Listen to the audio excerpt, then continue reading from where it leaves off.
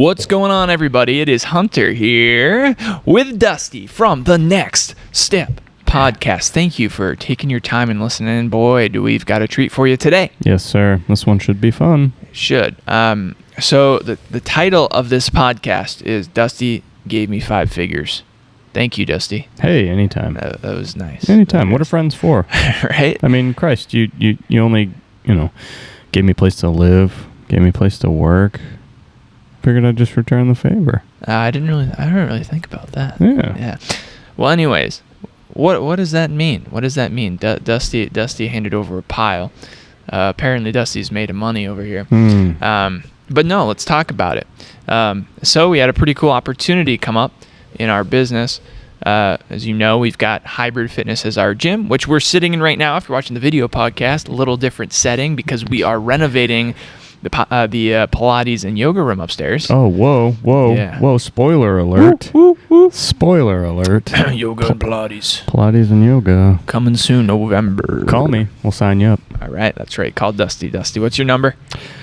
Yeah, we're not doing that. 207-558-3102. That's the number. Call it now while it's hot.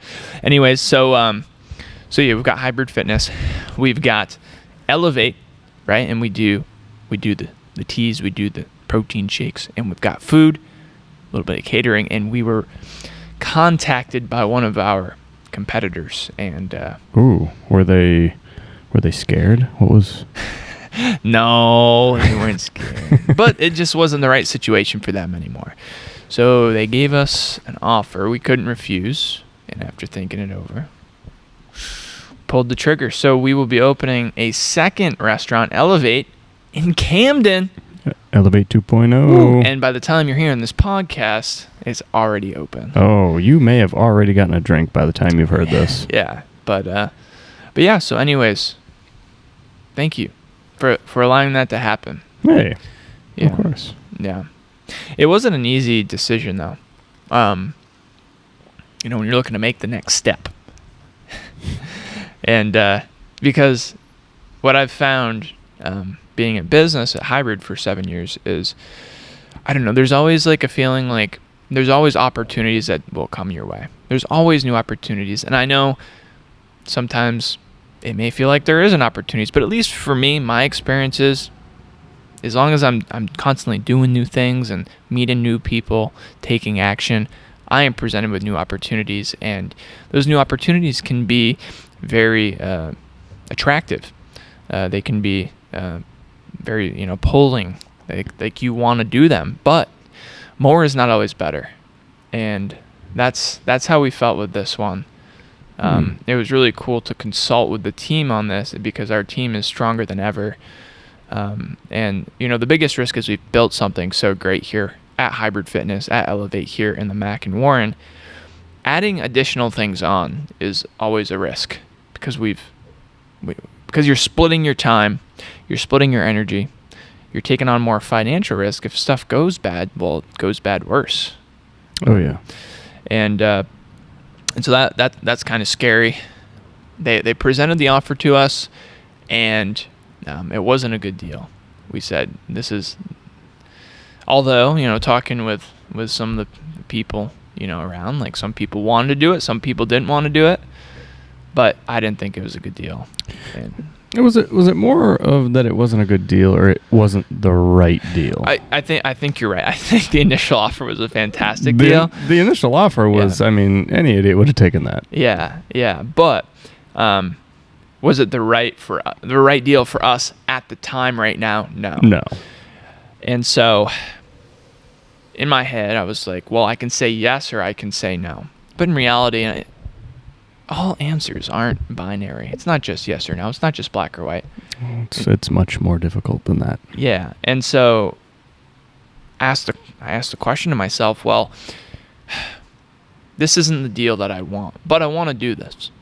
What would this deal have to look like in order to make this work? And so even though it sounded crazy to us, we presented that, and they didn't take it, but they came back with something just as good and maybe even better. And that was pretty cool. So I don't know, just just a thought, if you are ever presented with an opportunity, you don't have to say yes or no. Ask, what do we need to do to make this work right now? And then negotiate, because the other person wants to do the deal too. Hey, what's the worst? They can say no. There you go. They might be doing you a favor because you're not taking additional loan. And the worst you can do is say no to, actually trying. Yeah. Right? Like, yeah. I mean, look what couldn't have happened. I mean, if you would have just, you just took their initial offer for what it was, and you would have just said, no, I'm good. Like, then it wouldn't have happened. And who knows what's going to happen from here? Who knows what opportunities are going to present themselves by venturing with this new opportunity. Yeah. Well, it's interesting because I've always been the impulsive type. Like, if I hit an opportunity, like, I'm gonna say yes, and I see shiny objects and I go after them. But like, yes. I've done that so many times, and now, like, where there's so much more responsibility now with our company, like, we've got a big staff now, like probably like over 10 people. Now that we're opening this new spot, it's just, I'm like a little more careful, and I try to think things through, and like, there's a few quotes that I don't even know who the quotes are by, but a few things that went through my head during this. One was, if it's not a hell yes, it's a no. And so the initial deal was not a hell yes, even though I thought about it, but I'm like, how could we make it a hell yes? And so that was helpful. And I am, the other quote that went through my mind, or just thing that I've heard over, is like, when you say yes to something, you're saying no to something else. So by saying yes to this opportunity, we're gambling. We're saying this is an opportunity we're going to take, but we're going to have to say no to something else that might come up, or something that we're already doing, most likely, because of this. Because it's not just going to cost money, but it's going to cost our time and our energy. Yep. And it goes the other way too. By saying no sometimes to opportunities, or no to anything, you're actually saying yes to something else. I don't know where I heard that, but that popped up in my mind when this came into play. I believe we actually discussed this on a previous episode. Did we? Yeah. Oh. Yeah. Oh, really? So yeah, it's coming back around. See, Yeah. you weren't full of shit when you were. Well, maybe I'm actually applying what we've been sharing. Yeah. But possibly. So I have a question. I don't know exactly how far you're going to dive into this topic, but before we do, you were talking about opportunities. Do you feel as if the opportunities that are presented to you are just out of luck, or do you think perhaps you make your opportunities? Yeah. So I would say my take on it is, first is we're born in America, and I think that is pretty awesome in itself. I think that's the biggest opportunity there. I haven't been to many other countries, or any other countries, and I don't know how they live. That's something I'd like to get more experience with. But from everything I've heard, our country's pretty dang awesome. And if we were born here, as Gary Vee might say, we won the lottery, right? Mm-hmm. So I think that's important to note. And I believe there are endless opportunities where we are. And if you feel like things aren't going your way, or you're not seeing them pop up, then you probably aren't taking action enough. Yep. It goes hand in hand with the talk about luck, right? And some people, you might say, are lucky, right? Like, was I lucky that these, the owners of this previous business reached out to me? Or was it because I had built a relationship with them over time, we'd done stuff with them over time, and we were the first person in their mind? Yeah. I think that's, it was because we took action in the past, it allowed us to create luck and create another opportunity. Yes. Now, where did that stem from? Well, it stemmed from training in my parents' garage for nothing, and weed whacking and lawn mowing in all my free time so I could buy equipment, and training people for years after that, not charging when I should, when I could have been making much more money somewhere else. those actions built up to today. That was the foundation. And so, yes, is there always an element of luck? Of course. But I would never say that no one else could do it. You know? I don't know. I might fight you against the fact that there is a little bit of luck. I think you create your own luck. Yeah, well, I feel that. You know, too, like 100%. I think that this whole, opportunity of, opening another, not just opening another Elevate, but like just everything that is in front of you right now was built off the belief that you had training people in your garage. Like, because you wouldn't have built the relationships, you wouldn't have done any of that. And it's all compounding, one thing after another. Like, we were in Thomason. You decided to make the move here, and that just opened up major doors, right? Then comes Elevate. Then comes, I get full time, or I was before Elevate, and then there's Elevate, right? And then now there's the second Elevate. Like, it's crazy how things will change, but you have to take action for them to change. Right. And like a personal experience, just real quick story, like how I got to where I am. I was in a bad spot in my life, very down. But I made the decision to come to Hybrid Fitness one hot ass June. It was almost July, June afternoon, to come see Jordan Syatt, right? And look what that brought. Like, yeah, opportunity galore, but I made it happen. Right. Yeah. Like, that wasn't luck. That was me. Hey, fucking do something about your life. Yeah. Like, and I did. It was hard. Believe me, I was shy. I didn't want to go to some gym, talk to people I didn't know. I was probably a grumpy asshole. Like, but I was like, you know what? If this is what you want to do, or you think you want to do in life, like, this is how you build relationships and opportunities, and look what happened. Yeah. Yeah. It's interesting because, well, one, you were taking the same set of actions for a long time, right? And then you decided to change it up. And it's like math. It's like you change one part of the equation and the other end changes as well. And so you took a different action, and it opened up the door for different opportunities and different results. Endless. Which is really cool. Yeah. It's funny too. I remember the first time if I had known, like, when we were sitting beside each other, that we would have freaking been roommates, like, just great friends, like, you'd run the gym. Like, I wouldn't have known that at that time. Yeah.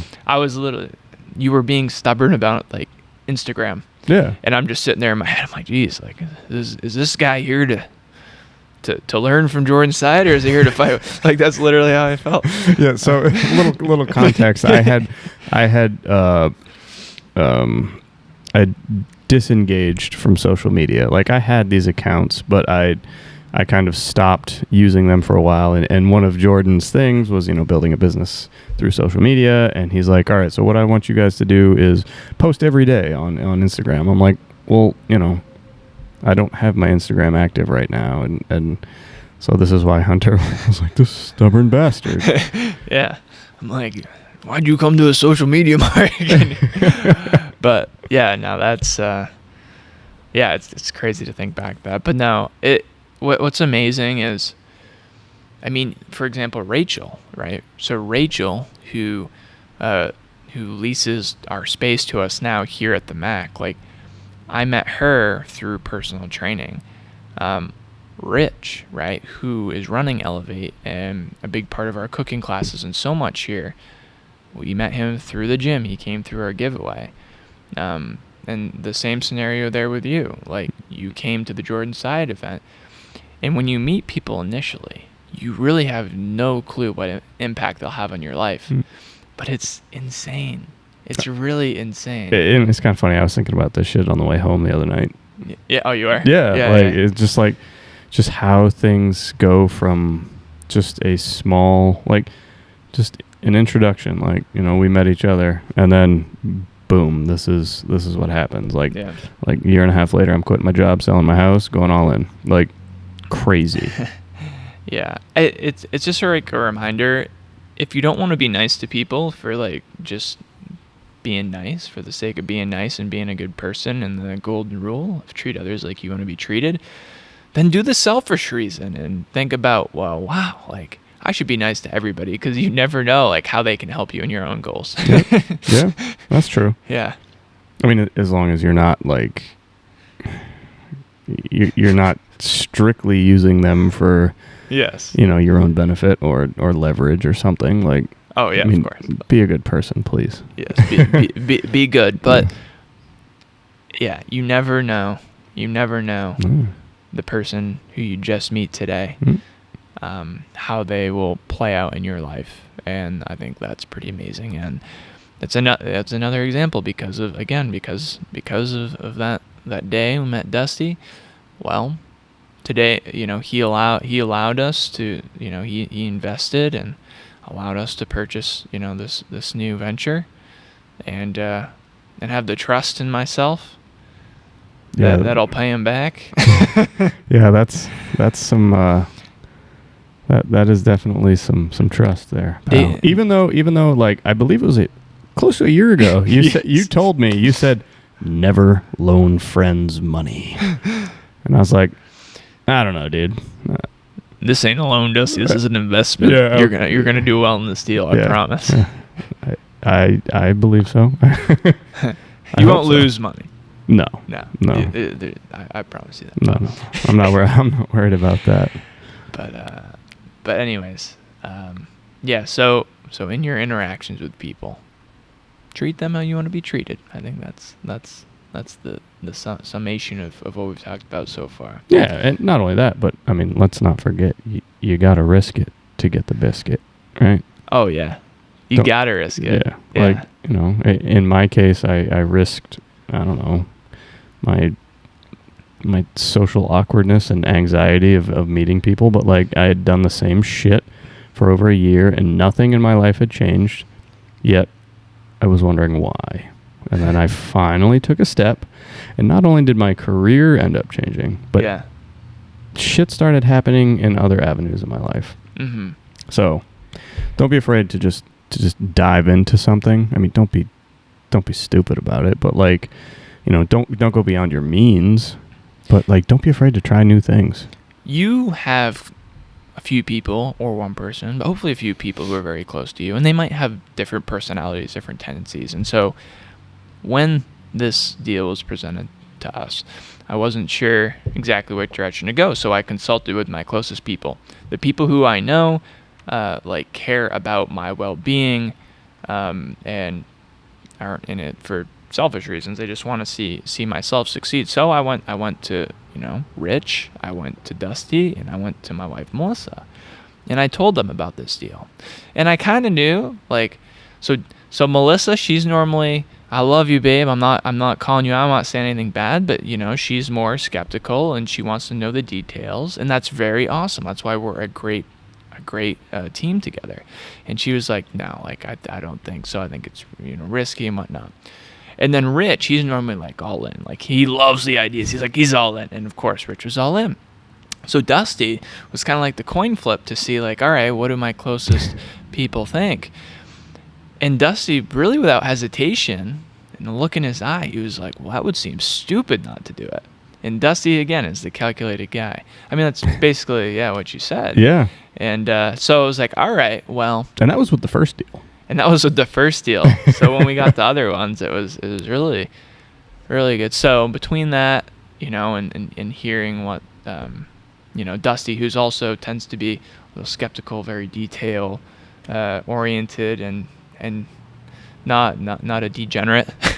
I feel like I'm almost the perfect balance of Melissa and Rich. Yeah. Like, because I don't care if you could throw anything at me, but I'm going to question it. Yeah. At least a little, but I'm also going to be willing to just like ooh, that looks fun. Like, Yeah. let's try it. You do your due diligence, though. Yes. Like, yeah. And Yeah. so It doesn't mean I'm always right, though. Let me. no. But it's important, I think, in big decisions like this, of course, to have confidence and trust in yourself, that you can make the right decision, but to have those people around you, to surround yourself with friends, with family, with partners who have your best interest in mind, and they're, when they give you advice or they do something that they're doing it for you and not out of selfish reasons. And if it's successful, I think we're all going to win anyways. So, but it'll be successful. I don't see why not. I mean, you wouldn't have gone all in like that if you didn't believe it. Well, it's so interesting. Because again, like I said initially, I'm all in on like, oh, let's do like this crazy stuff. Like this is a great opportunity. But just listening to what very successful people have had to say about opportunities, billionaires like Warren Buffett or Charlie Munger, like they look more at the downside versus the upside. Like what is the chance that this fails, right? And that's maybe a unenthusiastic, not optimistic way of looking at things, but again, that's typically where I go to first. So it balances me out to think that way, to think like, what is the downside and how can we remove that downside? Like if we lose, if the worst case scenario happens, like how bad does this hurt us? And I think that way of thinking, although to some people might be like demotivating, it makes me feel so confident going into this because like we really can't lose. No, we can't. And what do you always tell me? You can't fail until you stop trying. Oh yeah. Like, just don't give up. Well, that's a whole other like side conversation on like failure and what is that, and security. Like, if you really do take into where we live for perspective, like it is so hard to truly fail where we live. And like, what is the worst thing that can happen to you? Like, if you run out of money, like you can claim bankruptcy and just be fine. Like, it's not hard to get food. It's not terribly hard to find shelter. Like, you can make it work. Now, of course, I come from a place, right, where I do have like a super supportive family. I've created a bunch of friends that could help me out, and I'd probably utilize those. But like, we just have so much in this country.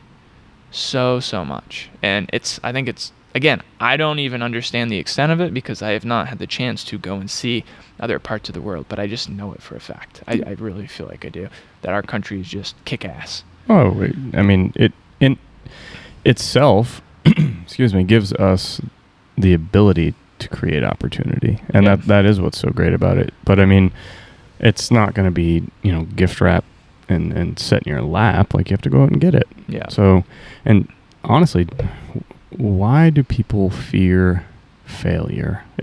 Failure has such a negative connotation to it. Like, I mean, if you think about it, failure is the only way to grow, right? I mean, unless you're some perfect asshole that never fails, but eventually, I hate that guy. Yeah. Eventually, I mean, you're gonna get stagnant. Like, you have to fail to grow. Let's think about how, a child learns how to walk. They don't just stand up and walk one day. Yeah. They fail numerous freaking times until they get it. Yeah, it's a spectrum, I feel like, right? Where you can play it so safe on the left, and like you can play it safe and have security, but you're not going to grow there. Then you can go all the way to the right, where you just like go crazy, take super risky stuff, and like you might fail, and it like might take a little bit for you to get back up, because like sometimes you can, fail, quote unquote.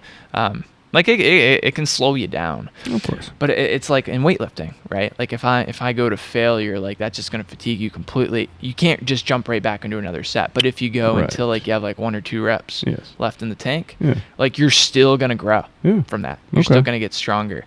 So I think it's like a spectrum. And I like that. Yeah. But the true failure, like it's so hard to get there. If you live in America, it's so freaking hard to get there. Like, but I don't know if is financial stress like what people really consider or more, or do more people think about the social status? They think about letting people down or how they view themselves. Like, I feel like that might be a bigger driver of or fear of failure than like financial might be. You mean like what do they call it? The socio-economical status? Oh, hi, Professor Dusty. like how you are perceived by your peers when it comes to what you have. Yeah. That is 100% the driver of most people's stress, and it's absolutely ridiculous. Yeah. Like, stop caring. Like, are you happy? Do you have enough, for what you need? Right. Stop trying to impress other people. Yeah.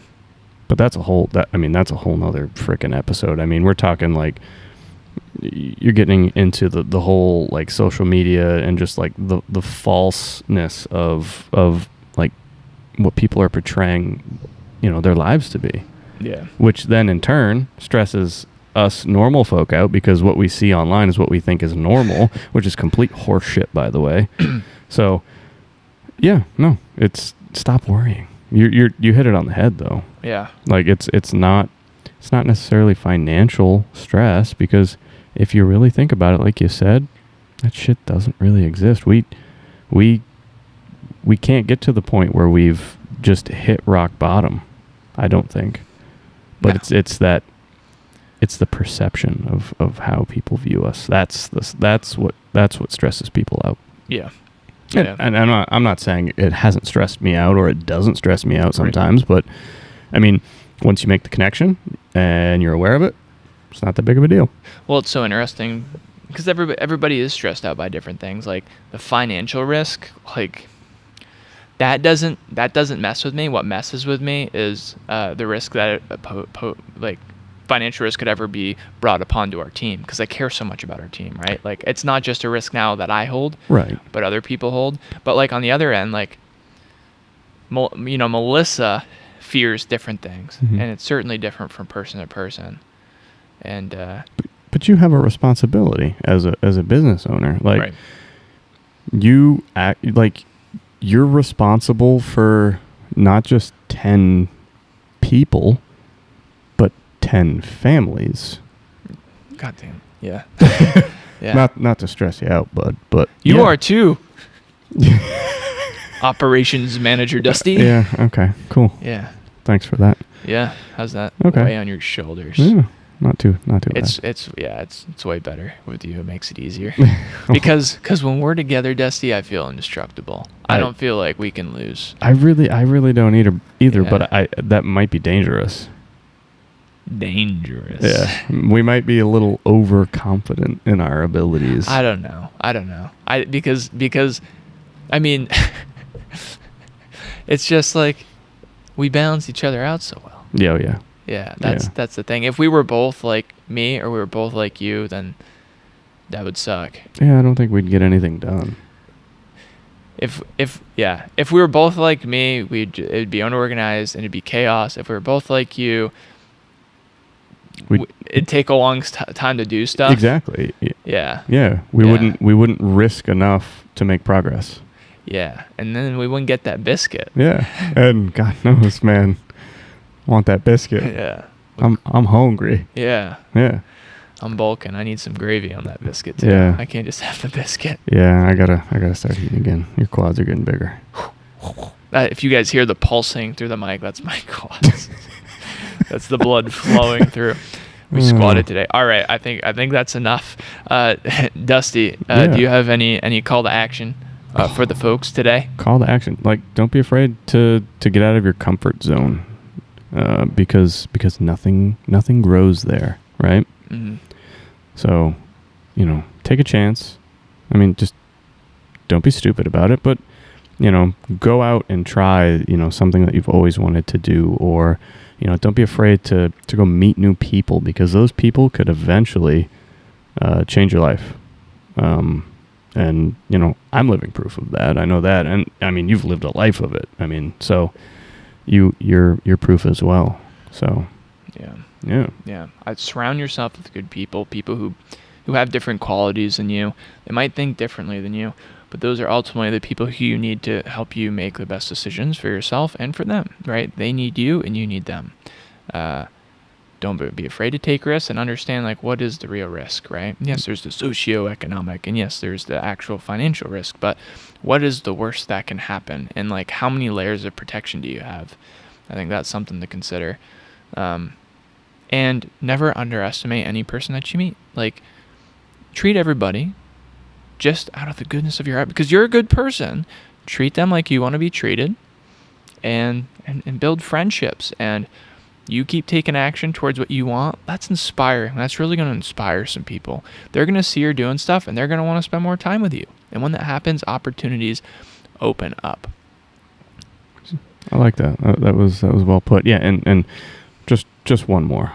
I know we're going over on time here, but you said never underestimate somebody. I do have to say, my first impression of you, oh boy. Yeah, I already told the truth on mine. I thought you were just this goofy little skinny, like, yeah, I know. I was like, man, this guy thinks he's in fitness? Like, jeez. Yeah. I mean, I was scrawny and hadn't worked out in 5 years. Yeah. But I was like, man. And he's just so happy. He just seems so fake. And come to find out, you're not. And 2 years later, I'm investing in your company. And sorry, hon, that ring might take a little longer now. But oh man. But yeah, that was You thought I was fake? Well, no, I just thought you were too happy, too freaking, like, outgoing. It was almost like I could not. It was the stimulation from your positivity was just, it was insane. But you've changed me, my friend. I'm glad that I did not completely judge you, and we're here now. We actually called each other out this podcast. We didn't just stroke each other. Yeah, no. Yeah. I like that. Because I feel like sometimes they're just like, yes, yeah, Dusty. yeah. I love You're you. so great, Yeah, man. yeah. It's Oh, like, dude. what is this? What do you call it? Political. When you're trying to influence people through political propaganda. Oh, yeah, yes, this is a bunch yeah. of Dusty and Hunter propaganda. Yeah, no, that's not what this is. But all right, where can they find us, Dusty? All right, we are on YouTube, so if you want to watch us sit at a table and talk, you can go check out our YouTube channel at The Next Step Podcast. Please subscribe, like if you enjoy. We're also on Apple Podcasts now, Spotify, Google Podcasts, and a couple of the weird random ones as well. So, go check us out, subscribe, and, if you have something that you're struggling with, or, you just kind of would like to hear our take on, maybe we can help, work through something with you. Let us know, shoot us an email, leave us a comment, whatever. We'll tackle it. Every new subscriber on YouTube buys food for my two fat tuxedo cats, Houston and Monty. Oh, those kitty cats. I miss them. They love their treats. Yeah, they do. Yeah. Right on. All You right. heard it, people. Don't be the person that makes those cats starve. Bye-bye. See you guys. Thanks for listening.